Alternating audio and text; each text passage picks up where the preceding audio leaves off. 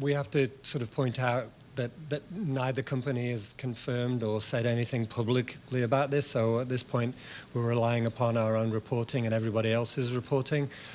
Our understanding is that there has been some conversation at some kind of level about the possibility of acquiring Intel.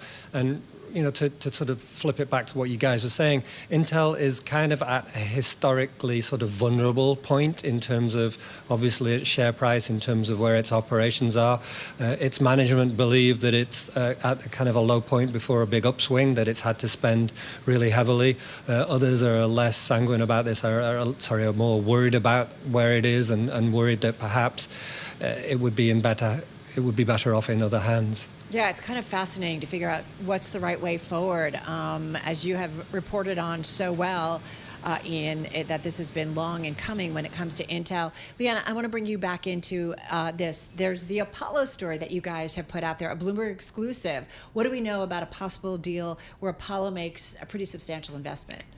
Apollo is already a partner of Intel. Remember, Right. They have a joint venture with Intel in their factory in Ireland. So it's not surprising that Apollo would put their hat in the ring. That said, we don't know if Intel is going to accept this investment. We heard it's up to $5 billion. We don't have any terms. We said it's an equity-like investment. We don't know if it comes with a board seat or what Apollo would ask for to make this cash infusion. But it does show that Intel's board has some tough decisions to make on which path forward.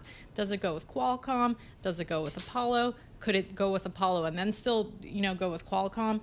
One thing we know for sure, Broadcom, which is another name in the space which analysts have tipped as another potential acquirer of Intel, we've reported that currently they're not evaluating an offer for Intel. So I'm curious about Apollo. Is this about protecting its investment already in Intel, or is it because they're really interested and they see something here further?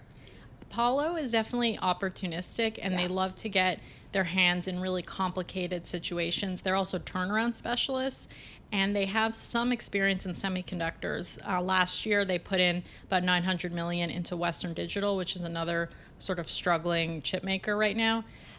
Apollo, though, has its work cut out for them if they do take this investment. How much influence will they have at Intel, which has its own management team, and Apollo might have its own interest too on making sure their investment, makes money. Yeah, I mean, look, it's also an indication of obviously how excited Apollo are about chip makers as well. I mean, are there prospects that are going to want to go further in other places?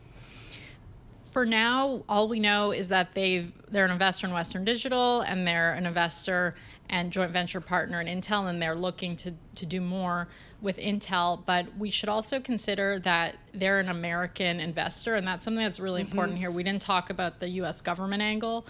So I'm sure the U.S. government would like to see some sort of U.S. solution to this without a foreign investor. And another thing to mention is that any investment from Apollo or someone similar would close a lot faster than a long, drawn-out merger with a rival like Qualcomm. That's something that's going to take a long time to play out, even if they do get to the finish line.